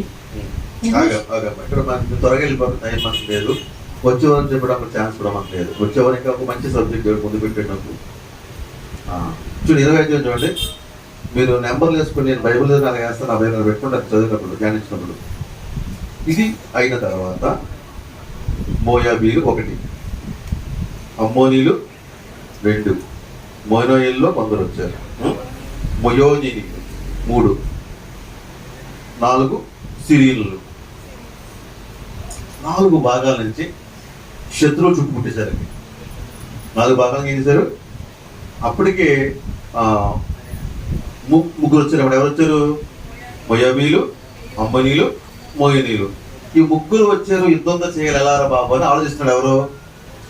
యెహోషాపాతు. 3 శత్రువులు ఒకేసారి మూకుమ్మడిగా వచ్చారు. మీరు ఎలా ఎదుర్కోవాలి అని ఆలోచన చేస్తున్నప్పుడు ఇంకొక వచ్చింది. దైవ సేవకుడ రాజా మరొక బలమైన సైన్యంతో సిరియా దండు వచ్చింది. అసలు ఏళ్ళు ఎదుర్కోవడానికి మనకు బలం లేదు, శక్తి లేదు, ఎలా చేయాలని ఆలోచన చేసిన టైంలోనూ ఇంకొక వార్త వచ్చింది. ఏ వార్త వచ్చింది? బలమైన సైన్యం ఒకటి మన మీద దండెత్తడానికి రెడీగా ఉంది, అదొక బార్డర్లో ఉందని ఒక వార్త వచ్చింది. అంటే ఎటు చూసినా ఒక భయంకరమైన వార్తలే, భయం కలిగించే విషయాలు. వాడు భయపడ్డాడు కూడా. ఎవరు? యెహోషాపాతు భయపడ్డాడు. భయపడి అన్నమాట భయపడ్డాడు. ఒకేసారి వస్తాయి, ఒకసారి నీ కుటుంబంలో, నీ జీవితంలో ఒకేసారి 4 చుట్టుముడతాయి. 4 చుట్టుముడతాయి. 4 చుట్టుముడతాయి. అప్పుడు ఏం చేయాలా? దేవునికి ప్రార్థన చేయాలి. ఎనిగేదిలో విషయం ఇది. శత్రుడికి వచ్చాడు, ఎనిగేదిలోకి వచ్చాడు. శత్రుడికి వచ్చాడు, ఎనిగేదిని ఆక్రమించి అక్కడ తెచ్చేసాడట. ఇప్పుడు ఎనిగేదిని విడిపించాలి, అది మనం సొత్తుగా చేసుకోవాలి. మన రాజ్యం అది. దానిలో ఇక్కడ వచ్చాడు. శుద్ధించే స్థలంలోకి ఎవడొచ్చాడు? సాతాను వచ్చి సిస్టమ్ వేశాడు. ఇప్పుడు మనం వాడిని ఎలా కొట్టాలి? దేవుని స్తోత్రం. హల్లెలూయా. ఒక ప్రాముఖ్య విషయం అండి, నేను పాటకి వెళ్ళిపోతున్నాను. అతిపెద్ద సైన్యం అండి. ఇక్కడ మనం ఇంత అని చెప్పడానికి ఏమి లేదు. 4 దేశాల వాళ్ళు, 4 బలమైన సైన్యాలు వచ్చేసి ఎవరి మీదకి వచ్చినాయి? వచ్చేసినప్పుడు యెహోషాపాతు ఏం చేశాడు? ఫస్ట్ భయం వచ్చి ఎవరికైనా భయం వేస్తుంది. తాత ఏం చేయాడు? చేయండి. ఏం చేశాడు? అందుకు యెహోషాపాతు భయపడి యెహోవా యొద్ద విచారించుటకు మనస్సు నిలుపుకొని యూదా అంతటా ఉపవాస దినము ఆచరింప. ఎలాంటి టైం ఏమవుతాడ? దేవుని వద్ద మనసు నిలుపుకోవాలి. తెలుసు స్తోత్రం. ఇప్పుడే మనం ఏం చేస్తాము? ఇంకేం దేవుళ్ళు అంటే ఇంకేం ప్రార్థన? ఒకటా రెండా? అన్ని వేల సమస్యలే మాకు. ఏది ఎక్కడో దేవుడు ఎక్కడున్నాడు? దేవుడు ఇలా ఎందుకు వస్తాయి మాకు? ఎన్నాళ్ళు మేము పోరాటం అనేసి మనసేమో వచ్చిందా? ఆ తండ్రి ఆ పని చేసాడు, ఆశ ఆ పని చేశాడు. కానీ యెహోషాపాతు చేయలేదు. నలుపక్కల శత్రువులు పుట్టినప్పుడు కూడా మనసు ఎవరు పెట్టాడు? దేవునిపై ఎట్టాడు. యుక్తికి యుక్తే లేదు, మనసు దేవునిపై ఎట్టాడు. మనసు దేవుని యొద్ద నిలుపుకుని ఇంకేంటట? ఉపవాస దినము ప్రకటించాడట. అంటే తన ఇంట్లోని తన రాజ్యంలోని అందరూ అబ్బాయి నలుపక్కల బలమైన సైన్యము మూగేసింది. మనం వ్యక్తిగతంగా వాడిని ఏమి చేయలేము. మనకు ఆ బలము లేదు, మనకు దేవుడే సాయం. ఇప్పుడు ఏం చేయండి? ఏం చేయాలి? అందరూ కూడా జీడిపప్పు, బాదం పప్పు, పిస్తా పప్పు తిని బాగా స్ట్రాంగ్ గా అదినా ఒక్కడితో పోరాడితే ఒక ఫుడ్ నలుగురితో పోరాడితే ఎలా ఉండాలి ఫుడ్? మన అలసంగా బలంగా ఉన్నాడు. చికెన్, మటన్, అది ఇది మొత్తం తిని స్ట్రాంగ్ అయిపోయాడు. అన్నాడా? ఏం చెప్పాడు? కడుపు ఉపవాసం. శత్రువుతో పోరాడడానికి ఉపవాసం పెట్టండి. అసలు ఇదే విశ్వాసం తెలుస్తారు. శత్రువుతో మామూలు సైన్యం 40 శత్రువులు. ఏం చెప్పాడు? ఉపవాసం ఉన్నట్టు అబ్బాయి. ఉపవాసం పరిష్కారం తెలుస్తారు. హల్లెలూయా. ఉపవాసం అనండి, ఉపవాసం అనండి. ఆ ఉపవాసంలో దేవుడి కార్యము చేస్తాడు. ఉపవాసం ఉన్నారు, దేవుడికి మొరపెట్టారు. దేవుడా నీవు తప్ప మాకు దిక్కు. అప్పుడు ఏం చెప్పాడు దేవుడు? చూడండి 15వ వచనం చూడండి. యూదా వారలారా, యెరూషలేము కాపురస్తులారా, పైన చూడండి 12వ వచనం. మా దేవా నీవు వారికి తీర్పు తీర్చవా? మా మీదికి వచ్చు ఈ గొప్ప సైన్యముతో యుద్ధము చేయుట మాకు శక్తి చాలదు. ఏమి చేయుటకును మాకు తోచదు. నీవే మాకు దిక్కు అని ప్రార్థన చేశారు. ఒకసారి మాకు అర్థం కాదు, ఈ సమస్య పరిష్కారం అవుతుంది. మనకు అర్థం కాదు. నీవు తప్ప మాకు దిక్కెవరు లేరయ్యా. అంతే, ఒక్క మాట చాలండి. నీ కుటుంబంలో ఉన్న పరిష్కారం కాడ కదా, ఒక్క మాట చాలండి. అప్పుడు ఏం చేశాడు? దేవుడు ఏం జవాబిచ్చాడు? యెహోవా ఆత్మ అతని మీదకి రాగా అతడు ఇలాగ ప్రకటించును, యూదా వారలారా, యెరూషలేము కాపరస్తులారా, యెహోషాపాతు రాజా, మీరందరూ ఆలకించుడి. యెహోవా సెలవిచ్చినది ఏమనగా, ఈ గొప్ప సైన్యమునకు మీరు భయపడకుడి, జడియకుడి. ఈ యుద్ధము మీరు కాదు, దేవుడే జరిగించును. హల్లెలూయా. యుద్ధం మీరు కాదు, దేవుడే చేస్తాడు. అంతే. ఇప్పుడు 4 పార్టీలు ఉన్నాయి బయట, 4 దేశాలు. 4 రెడీగా పాలనట్టు 5 రెడీగా ఉన్నారు. వీళ్ళు ఏం చేయాలి? ఇప్పుడు భారీ వెపన్స్ తయారు చేసుకుని వెళ్ళాలి. ఇప్పుడు దేవుడు చెప్పాడు ఇంట్లో కూర్చోమలేదు, యుద్ధం నేనే చేస్తానన్నాడు. అన్నాడు లేదా? వీళ్ళు ఏం చేయాలి? పాకలు వాకింగ్ చెప్పి ఇంట్లో పడుకోవడమా? సెల్ఫోన్ చేత పెట్టుకుని ఇవి చూడటమా? ఏది నీ ఉపవాసము? ఏది నీ సిద్ధపాటు? అర్థమవుతుందా? ఏం చెప్పాడంటే యుద్ధం నేనే చేస్తాను, మీరు వెళ్ళండి అన్నాడు. ఎక్కడికి? యుద్ధానికి. పంపుతాడు దేవుడు. అతను ఇంట్లో కూర్చోపెట్టాడు. ఏమి యుద్ధం ఆయన చేస్తాడు, అక్కడ ముందుండాలి. అర్థమవుతుందా? సామాన్లు ఏంటి, ఆయుధాలు ఏంటి చూద్దామా? 21వ వచనం. మరియు అతడు జనులను హెచ్చరిక చేసిన తర్వాత యెహోవాను స్తుతించుటకు గాయకులను ఏర్పరిచి వారు పరిశుద్ధాలంకరములు ధరించి సైన్యము ముందర నడుచుచు యెహోవా కృప నిరంతరముండును, ఆయనను స్తుతించుడి అని స్తోత్రము చేయుటకు వారిని నియమించెను. హల్లెలూయా. యుద్ధం చేయడానికి ఉపకరణాలు ఏంటి? వాయిదాలు ఏంటి? స్తుతి పాత్ర, వాయిద్యాలు, ఇన్స్ట్రుమెంట్స్. ప్రజలకు ఎలా ఉంటుందండి ఇది? అసలు బుర్రపని చేస్తుందా?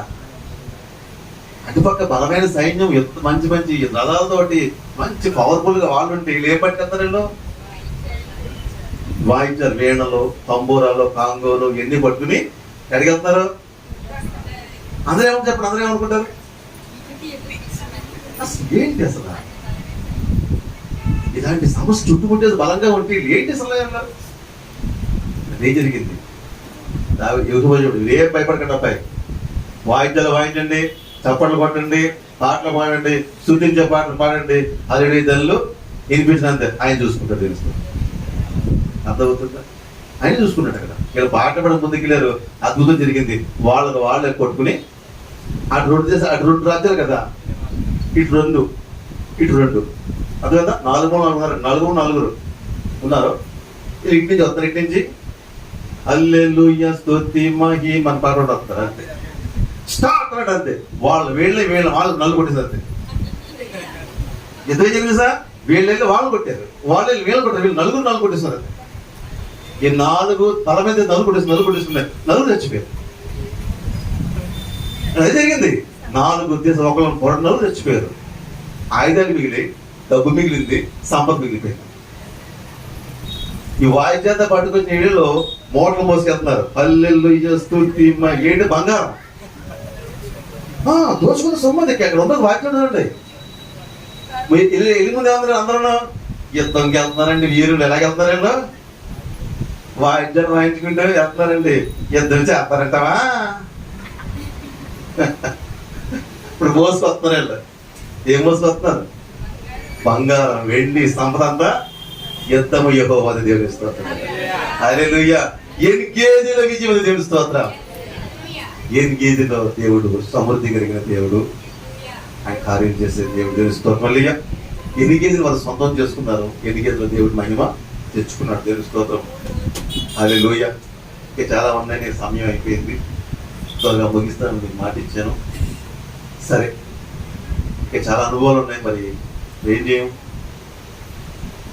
ముందుకెళ్దామా? ఓకే, ఆయన ఎలా అంటున్నారు. రైట్. హల్లెలూయా. సరే, ఇక్కడి నుంచి ముందుకెళ్ళిపోదాము. ఇక్కడి నుంచి మనం గమనిస్తూ ఉంటే అసలు ఎన్గేదిలో ఉన్న ప్రత్యేకత ఏంటంటే, యెహెజ్కేలు గ్రంథము 40-10 మనం చదువుకున్నాం కదా. ఎన్గేది గ్రంథం యెహెజ్కేలు 40-10. మరియు దాని యొద్ద ఎన్గేది పట్టణము మొదలుకొని ఎన్నెల్గాయిము పట్టణము వరకును చేపలు పట్టువారు దాని ప్రక్కన నిలిచి వలలు వేయుదురు. మహాసముద్రంలో ఉన్నట్లు సకల జాతి చేపలను దాని యందు బహు విస్తారముగా ఉండెను. ఎన్గేదిలో ఉన్న ప్రత్యేకత ఏంటంటే, మీరు చూద్దామా, ఎంతో వచ్చిన చూడండి. అప్పుడు ఆయన వాతో ఇచ్చారను, ఈ నీళ్లు ఉబికి తూర్పు అన్న ప్రదేశంలోకి పారి అరబలోనికి దిగి సముద్రం పడను. అప్పుడు సముద్రపు నీళ్లు మంచి నీళ్ళు. ఇది చాలా వరల్డ్ కాదు, విశ్వంలోనే హిస్టరీ ఇది. వినడమ్మా, మీకు ఎంతమంది తెలుసు తెలియదు కానీ వెనక మా కాటయ్య గారు ఉన్నారు, ఆయన తెలుసు, సీనియర్స్ కదా, గోదావరి గారు ఉన్నారు. నదులన్నీ కలిసి దీంట్లో పడతాయి. నది నీళ్ళు ఎలా పడతాయి? తీగా ఉంటాయి. సముద్ర నీళ్లు ఉప్పగా ఉంటాయి. ఈ నది నీళ్ళన్నీ కూడా సముద్రంలో పడితే ఆ సముద్రం తీయగా ఉప్పగా అవుతాయా? ఉప్పగా అవుతాయి కదా. ఎక్కడ జరిగింది అది? అర్థమవుతుందా? ఎన్ని నీళ్ళు కలిసిన నీళ్ళన్నీ అడిగితే ఉప్పగా అయిపోతాయి. ఇక్కడేమవుతుంది సార్, ఎనిగేదిలో పారిన నీరు ప్రవాహములై ఉబుకి ఇదంతా ప్రవాహమై వెళ్ళి సముద్రం పడతాడు. ఏమవుతుంది? సముద్రంలో పడితే ఆ సముద్రం నీరు తీగా మారుతున్నాను తెలుసుకోవాలి. చెప్పలు పడితే మైండ్ పడతా. అర్థమవుతుందా? ఎన్గేదిలో ఎలాంటిదైనా మారుతుందో తెలుసుకోవాలి. అది సంభవం తెలుస్తుంది.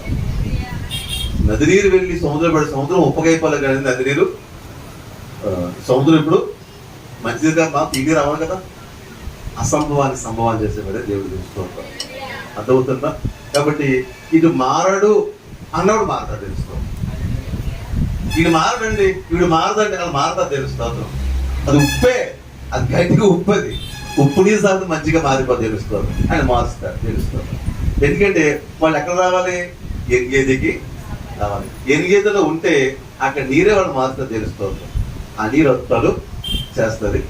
దీని వివరణ చాలా ఉంది కానీ మిమ్మల్ని చూసి మేము పంపించే తప్పదు, ముందుకు వచ్చేస్తాం, చివరి ముగించేస్తాం. అయితే ఈ ఎన్గేది ఎంతమందికి కావాలి?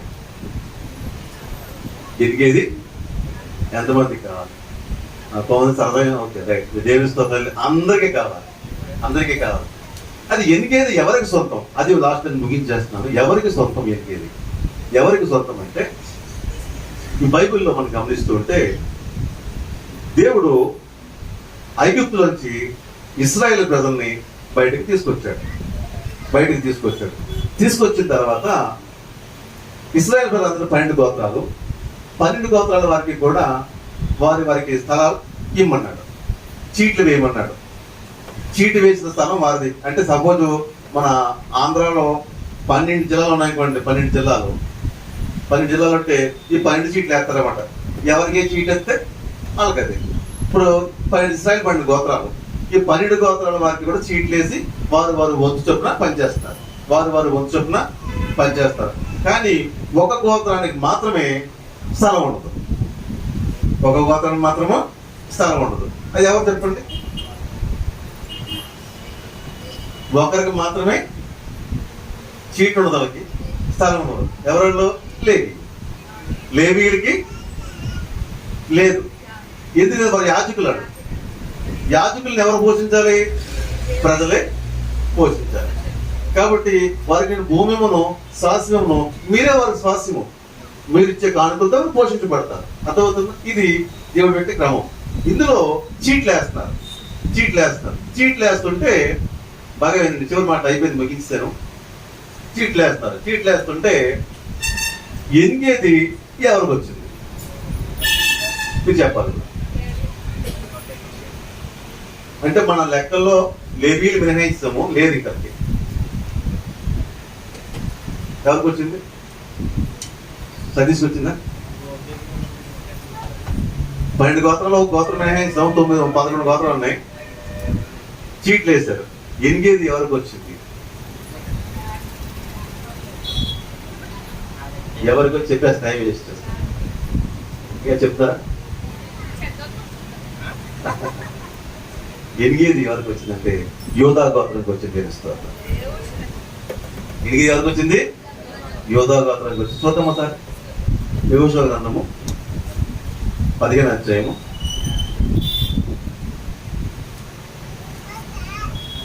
61వ వచనం. అరణ్యమున బేతారాబా, మిద్దీను, సెకాక, నెబ్షాను, ఈల్మెలగు, ఎన్గేది అనునవి వాటి పల్లెలు పోగా 6 పట్టణములు. యెరూషలేములో నివసించిన యెబూసీయులను యూదా వంశస్థులు తోలివేయలేకపోయిన కనుక యెబూసీయులు నేటి వరకు యెరూషలేములో యూదా వంశస్థుల యొద్ద నివసించుచున్నారు. అంటే ఎవరికి వచ్చింది చీట్లోని? యోధా వారికి ఏమొచ్చింది? ఎనిమిది వచ్చింది. యోధా అంటే ఏంటి? స్తుతి. అర్థమవుతుందా? ఎవరికి ఇది సొంతం అంటే స్తుతించే వారికి ఎనిగేది సొంతము. దేవుని స్తోత్రం. స్తుతించే వారికి ఎనిగేది సొంతము. కాబట్టి ఈ రోజున ఎనిగేది నీకు కావాలని ఆశపడతావు. కాబట్టి ఈ ఎనిగేది నీకు కావాలంటే నువ్వేం చేయాలి? స్తుతించే వారికి ఎనిగేది సొంతము. కాబట్టి నువ్వు స్తుతిస్తూ ఉంటే ఎనిగేది నీ సొంతం అవుతుంది. ఎనిగేదిలో సమృద్ధి నీ సొంతం అవుతుంది. అర్థమవుతుందా? ఎనిగేదిలో ఏం జరుగుతుంది అని మనం గమనిస్తూ ఉంటే, ఎనిగేదిలో నీడ లేని వారికి నీడ దొరుకుతుంది, వేడిగున్న వారికి చల్లని మంచి వాతావరణం దొరికింది, దాహంతో ఉన్న వారికి దాహము తీర్చబడింది, ఆకలితో ఉన్న వారికి తెచ్చబడింది, భయంతో ప్రాణభయంతో ఉన్న వారికి ఆశ్రయపూర్వమైంది, జ్ఞానం లేకుండా శత్రువును ప్రేమించే జ్ఞానం ఇచ్చి శత్రువును ప్రేమించే మంచి స్వభావం నీతిని నేర్పించింది. ఇంకేమని చెప్పండి? క్షమించే గుణమును నేర్పించింది, విజయం ఇచ్చే ఒక గొప్ప విజయాన్ని ఇచ్చింది. ఇంకేమని చెప్పుకుంటే ఎనిగేదిలో బోలు గుణాలు ఉన్నాయి. ఇవన్నీ నీ సొంతం అవ్వాలంటే నువ్వేం చేయాలా? స్తుతించాలి. కాబట్టి ఎంత స్తుతిస్తున్నావు నీ ఇంట్లో? ఈరోజు నుంచి నీ పరిస్థితి మారాలంటే దేవుని ఏం చేయాలా? స్తుతి నీ స్థితిని మారుస్తుంది. కాబట్టి నీ పరిస్థితులు బంధించబడి ఉంటే కనుక పౌలు ఏం చేశారు? ఎక్కడ? చెరసాలలో దేవుని స్తుతిస్తే ఏమని? బంధకాలు అంటే ఎనిగేది దిగి వచ్చింది. అర్థమైంది? అంటే ఎనిగేది కాదు, దేవుని సన్నిధి దిగి వచ్చింది. ఆ బంధకాలు తెగిపోయి పరిస్థితులు మారిపోయి ఆ దైవ సేవకుడిని ముందు పౌలు గారిని ఆ జైలు సేవకుడు ఏం చేశాడు? జైలు అధికారి రా బంగురా ఇలా గెంటి తీసుకెళ్లి బండలు వేస్తే అలా పడుండు అన్నాడు. అంతే. ఎవరు? జైలు అధికారి. ఈయన స్తుతించాడు. స్తుతించిన పరిస్థితి ఏమైంది? సౌలు గారేమో పీట ఎక్కారు, ఈయన కింద కూర్చున్నాడు. అయ్యా ఏం చేయమంటారు అయ్యా అన్నాడు. ఫస్ట్ ఏమన్నాడు? జైలు అధికారి ఎర్రా అలవాడు గేట్లకి బండలు వేసేయండి, తాళం వేసేయండి, గేట్ వేసేయండి అని సౌలుని ఏకవచనంతో మాట్లాడి దూషించినటువంటి ఈ శైలాధికారి పౌలు శుద్ధించగల పరిస్థితి ఏమైపోయింది? ఈయన అక్కడికి వెళ్ళిపోయాడు. ఆయన పైకి వచ్చాడు. అయ్యా నా కుటుంబం కాపాడుకోవాలంటే నేను ఏం చేయాలనని ఆయన స్తుతి ఏం చేసింది? పరిస్థితిని మార్చి. దేవుని స్తోత్రము. నువ్వు స్తుతి కలిగి ఉంటే దేవుని సన్నిధి ఎంగేది నీ సొంతం. దేవుని స్తోత్రం. ఈరోజు స్తుతి పాత్ర చేయాలి. స్తుతి పుస్తకాలు మన దగ్గర ఉన్నాయి. నేను కొనుక్కోమని చెప్పట్లేదు, నేను అమ్మడా సిద్ధంగా సత్య తెచ్చిపెట్టాడు. తెలియకపోతే చెప్తున్నాను. దేవుని యొక్క స్తుతించడం ఏంటి అసలు? అయిపోయింది, ముగిసి లాస్ట్ మన బైబిల్లో చూస్తున్నాను.